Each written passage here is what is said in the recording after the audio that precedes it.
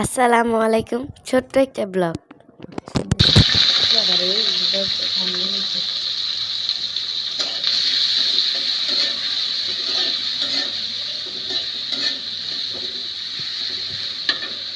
আমি একটা আমি একটি ইউটিউবে একটি খাবার দেখেছি, দেখে খুব ভালো লাগলো।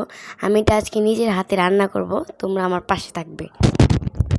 তেলটা গরম হওয়ার পরে পেঁয়াজ কুচি, কাঁচামরিচ কুচি একটু দিয়ে দিলাম। তারপরে টমেটো কুচি দিয়ে দিলাম, একটু লাড়াচাড়া করে নিলাম। এক বাটিতে আলাদা করে এখন আমি কিছু মশলা নেব। আপনারা দেখুন, এখন আমি মরিচের গুঁড়া নিলাম কিছু, হলুদের গুঁড়া আর জিরা, আর হয়েছে ধনিয়া পাতার গুঁড়া। কী রান্না করবো তা তো বলি নাই, মাংস রান্না করব।